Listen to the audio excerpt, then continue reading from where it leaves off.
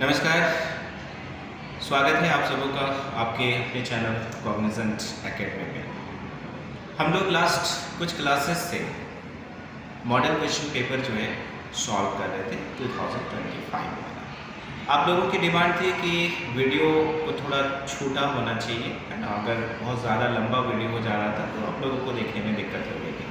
तो अभी हमने क्या किया है कि जो मॉडल क्वेश्चन पेपर है उसको कुछ पार्ट्स में, है ना, 2-3 क्वेश्चंस करके जो है मैं इसे कंप्लीट करूँगा। तो 2 वीडियो ऑलरेडी बन चुके हैं। जो नए हैं देखें उन 2 वीडियो को। यहाँ पर हम लोग क्वेश्चन नंबर 1 से 30 तक ऑलरेडी कर चुके हैं। आज हम लोग क्वेश्चन नंबर 31 से आगे करेंगे। क्वेश्चन नंबर 31 है explain the principal of superposition. Principal of superposition को हम लोगों को एक्सप्लेन करना। जहाँ तक सवाल है प्रिंसिपल ऑफ सुपरपोजिशन का, तो ये प्रिंसिपल ऑफ सुपरपोजिशन जो है ये इलेक्ट्रोस्टैटिक्स में भी हम लोग पढ़ते हैं और ऑप्टिक्स में भी पढ़ते हैं। तो चूंकि ये लिखा हुआ नहीं है, मेंशन नहीं है कि किसका करना है, तो आपको या तो इलेक्ट्रोस्टैटिक्स का कर देना है या फिर ऑप्टिक्स का कर देना है, उसमें कहीं कोई दिक्कत नहीं होगी। मैं दोनों को थोड़ा सा डील कर देता हूँ। तो यहाँ पे देखिए प्रिंसिपल ऑफ सुपरपोजिशन जो है, अगर हम लोग इलेक्ट्रोस्टैटिक्स में बात करेंगे तो यहाँ पर क्या है कि अगर 2 इलेक्ट्रिक चार्जेस सिर्फ हैं तो उन दोनों के बीच में जो फोर्स ऑफ अट्रैक्शन है या फिर फोर्स ऑफ रिपल्सन है उसको निकालने का तरीका क्या है। तो सिंपल हम लोग कूलम्ब्स लॉ इन इलेक्ट्रोस्टैटिक्स से निकाल लेते हैं। F = 1/4πε0 इंटू Q1 Q2/r² से निकालेंगे अगर 2 इलेक्ट्रिक चार्जेस हैं। लेकिन आमतौर पे किसी भी सिस्टम में अगर हम लोग देखेंगे तो बहुत सारे चार्जेस होंगे, और जब बहुत ज़्यादा चार्जेस हैं तो उस सिचुएशन में अगर एक खास पर्टिकुलर चार्ज पर बाकी सभी चार्जेस की वजह से अगर हम लोगों को इलेक्ट्रोस्टैटिक फोर्स निकालना है, देन प्रिंसिपल ऑफ सुपरपोजिशन जो है हैज टू बी यूज्ड। यहाँ पे देखिए, सपोज करिए we have a number of point charges. एक Q1 हो गया मान लेते हैं। यहाँ पर अगर हम लोग देखें Q2 है, इधर पे हम लोग देख रहे हैं Q3 है, इधर पे जो है Q1 है। ए नंबर ऑफ पॉइंट चार्जेस है और हम लोगों को electrostatic force on charge Q1 निकालना है। किसकी वजह से? Due to Q2, due to Q3 और ड्यू टू Q1, ये हम लोगों को निकालना है। तो यहाँ पर देखिए, अगर हम लोग बात करते हैं Q1 की वजह से, है ना, सबसे Q1 पर Q2 की वजह से हम लोग देखते हैं ना, तो ये Q1 जो है और Q2 अगर पॉजिटिव है तो Q1 पर हम लोगों को फोर्स निकालना है Q2 की वजह से, तो Q2 क्या करेगा? उसको रिपेल करेगा ना।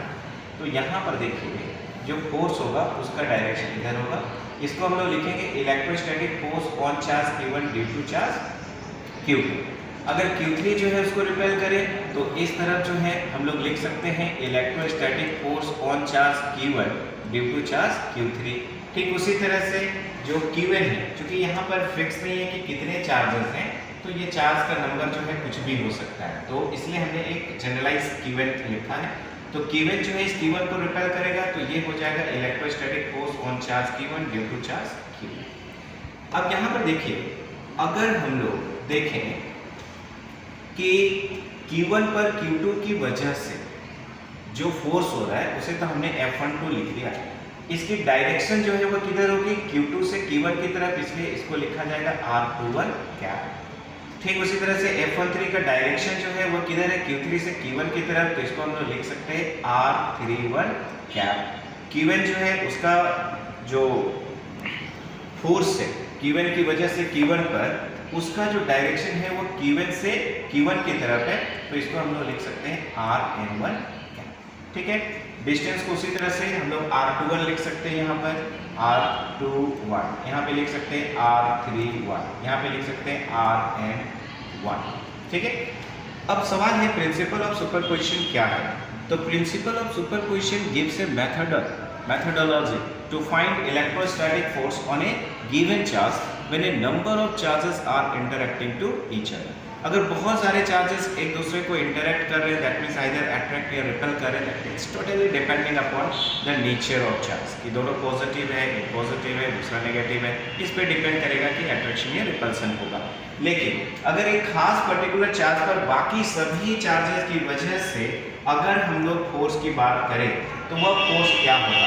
तो it states that when a number of charges are interacting to each other, then the electrostatic force on a given charge is equal to vector sum of all the forces exerted on it due to all other remaining charges.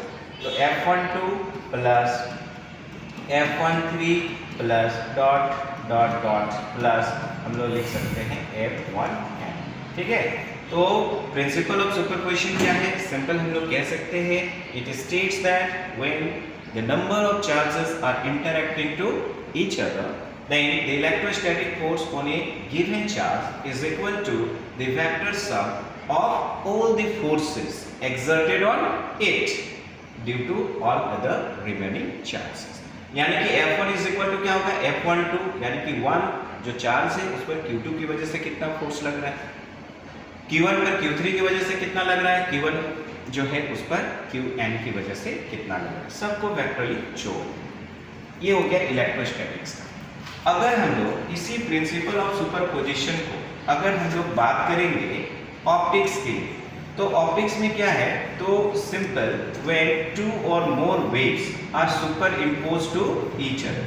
अगर दो या दो से अधिक wave जो है अगर आपस में सुपर इम्पोज कर रहा है तो जो रिजल्टेंट डिस्प्लेसमेंट है वो कितना के बराबर होगा, ये बताना है प्रिंसिपल ऑफ सुपरपोजिशन, राइट। तो यहाँ पर अगर हम लोग ऑप्टिक्स में बात करें, है ना, ऑप्टिक्स में अगर हम लोग बात करें कि दो या दो से अधिक वेव जो है अगर आपस में सुपर इम्पोज कर रहे तो उस सिचुएशन में जो रिजल्टेंट डिस्प्लेसमेंट है वो क्या होगा। जैसे अगर सपोज करें इस तरह से अगर हम लोग देखें, यहाँ पर एक वेव जो है इस तरह से ट्रैवल कर रहा है, ठीक है। एक दूसरा वेव जो है अगर उसकी हम लोग बात करें, एक दूसरा वेव भी इस तरह से ट्रैवल कर रहा है,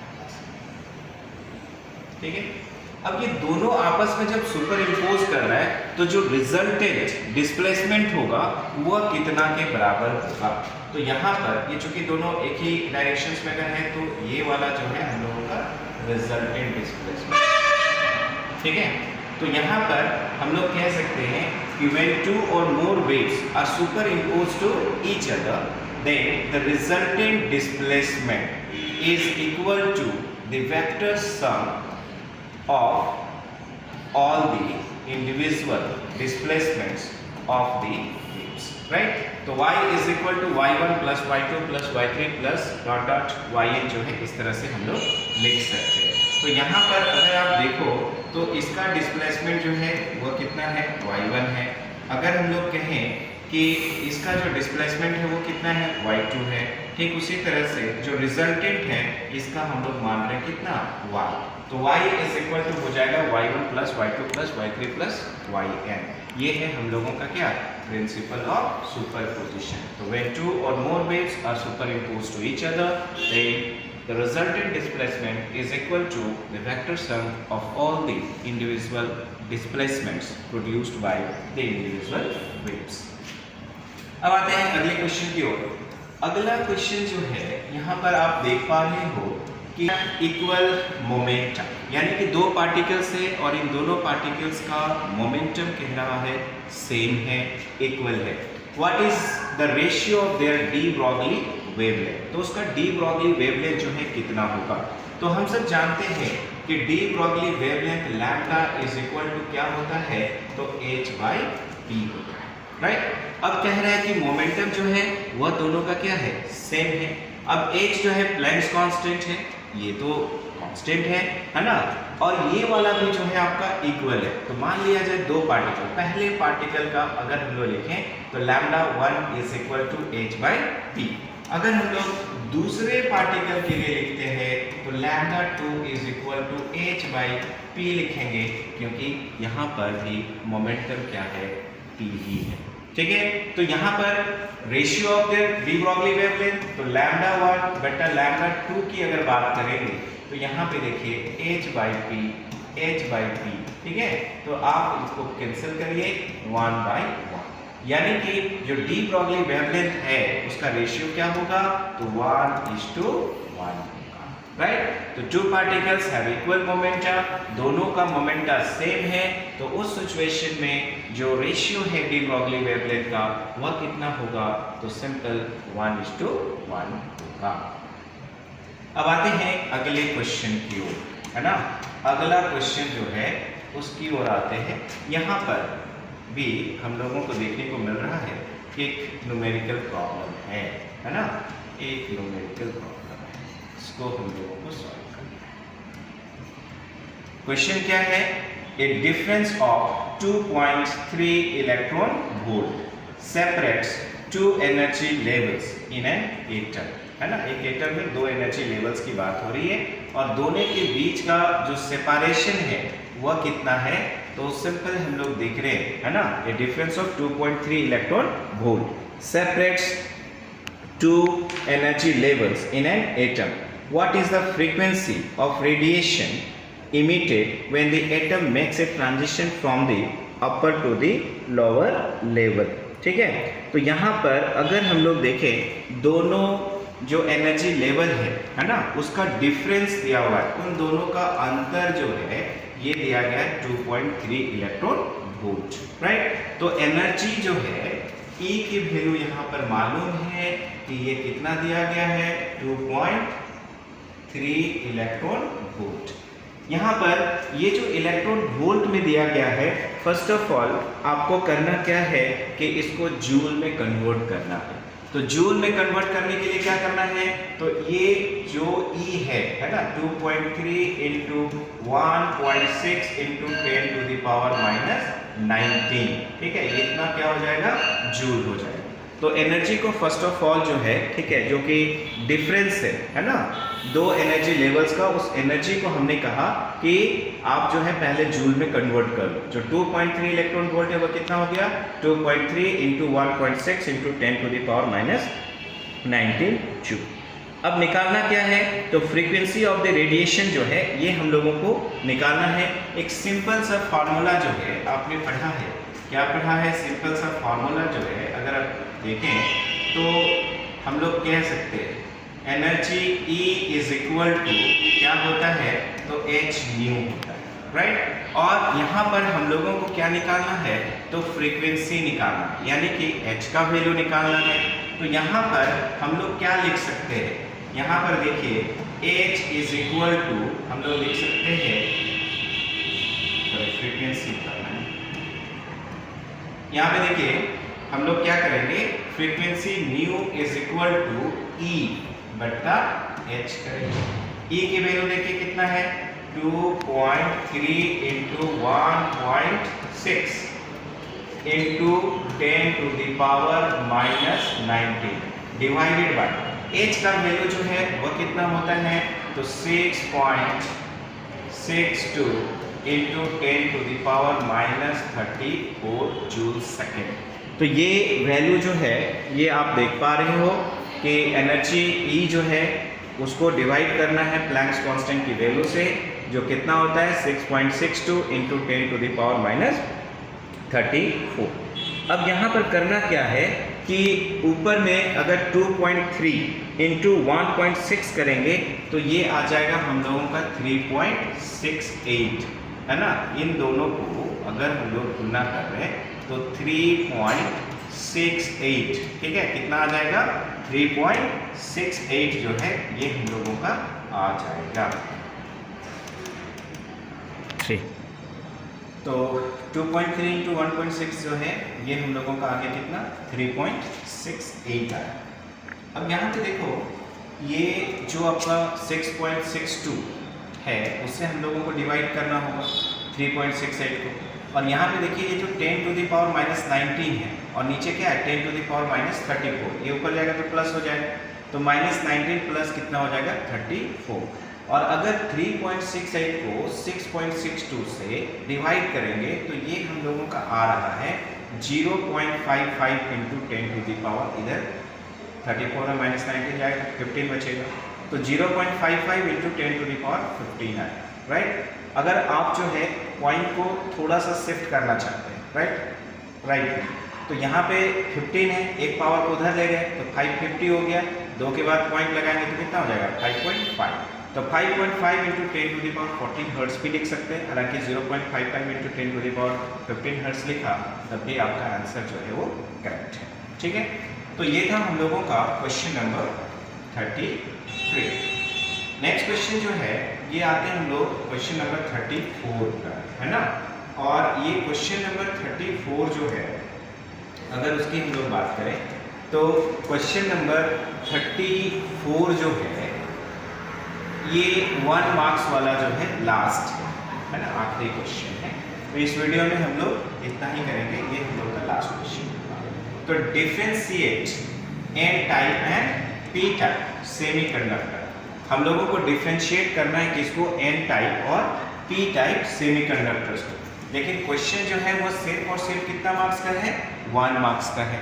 तो यहाँ पर देखिए आप क्या लिख सकते हो, है ना। इधर पे आप देख रहे हो एन टाइप है, यहाँ पर हम लोग लिख सकते हैं P type.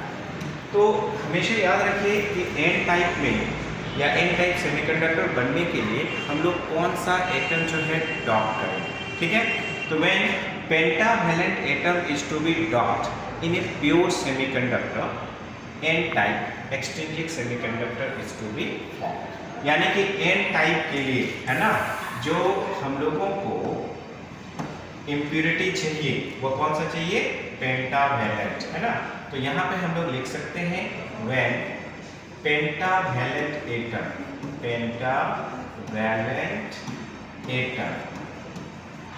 Is to be dot, dot means क्या होता है, मिक्स करना, है ना। When pentavalent atom is to be dot in a pure semiconductor, pure semiconductor, ठीक है। प्योर सेमीकंडक्टर में पेंटावैलेंट एटम डॉट करोगे। पेंटावैलेंट एटम एग्जाम्पल क्या हो सकता है, तो फास्फोरस हो सकता है, आर्सेनिक हो सकता है। तो उसको अगर हम लोग डॉप करेंगे प्योर सेमीकंडक्टर में, then N type extrinsic semiconductor is form. तो हम लोग यहाँ पे देखते हैं कि एन टाइप एक्सट्रिंसिक सेमीकंडक्टर जो है वो बनेगा।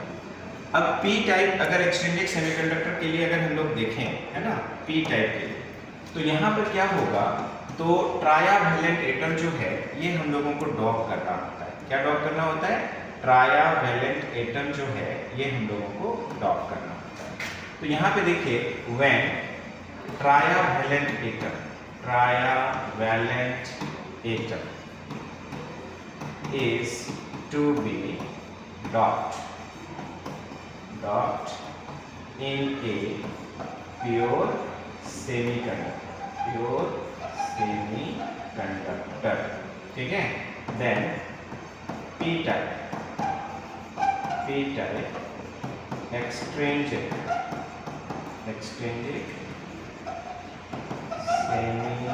semiconductor is what? तो पहला डिफरेंस में आपको ये लिख देना, पेंटावैलेंट एटम। यहाँ पर एग्जांपल्स अगर हम लोग देखें पेंटावैलेंट एटम का, तो यहाँ पर हम लोग लिख सकते हैं फास्फोरस, है ना, आर्सेनिक, ये आ जाएगा। ट्रायावैलेंट एटम में अगर हम लोग कहें तो एल्यूमिनियम आ जाएगा, बोरन आ जाएगा। तो जब कभी भी हम लोग यहाँ पर फास्फोरस को अगर डॉप करते हैं तो एक्चुअल में क्या होता है, प्योर सेमीकंडक्टर जैसे जर्मेनियम है ना, यहाँ पे आर्सेनिक जो है डॉप किया है, ठीक है। तो आर्सेनिक जो है इसके आउटर मोस्ट ऑर्बिट में कितना है, 5 इलेक्ट्रॉन है। और यहाँ पर जो जर्मेनियम है उसके साथ मिलकर, है ना, जर्मेनियम का इस तरह से 4 आउटर मोस्ट ऑर्बिट में इलेक्ट्रॉन मौजूद है। तो यहाँ पर ये सारे मिलकर, ठीक है, ये आपका 4 कोवैलेंट बॉन्ड बन जाता है। और ये जो एक्सेस ऑफ फ्री इलेक्ट्रॉन्स है जो कि नेगेटिवली चार्ज होता है, इसीलिए इसका नाम क्या है, एन टाइप एक्सट्रिंसिक सेमीकंडक्टर।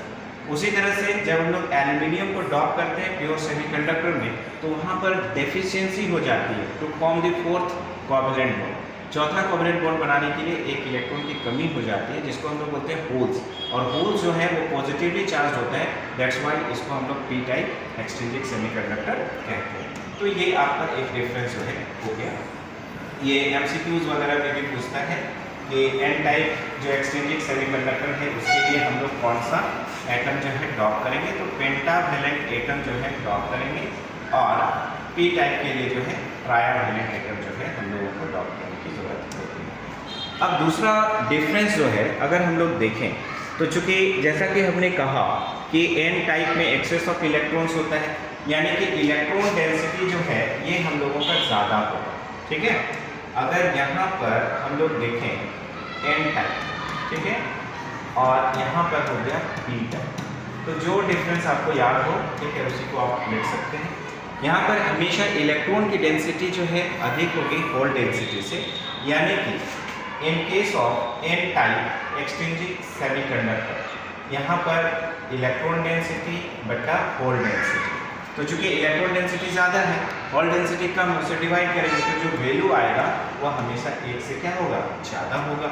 लेकिन यहाँ पर अगर हम लोग देखें तो इलेक्ट्रॉन डेंसिटी बटा जो होल डेंसिटी है ना, ये आपका क्या होगा, एक से कम होगा, क्योंकि होल डेंसिटी जो है वो यहाँ पर ज़्यादा होगा।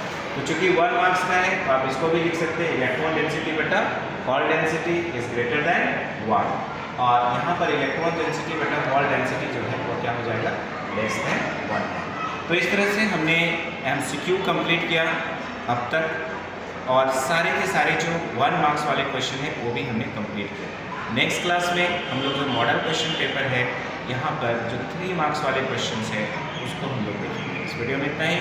Thank you for watching my this video.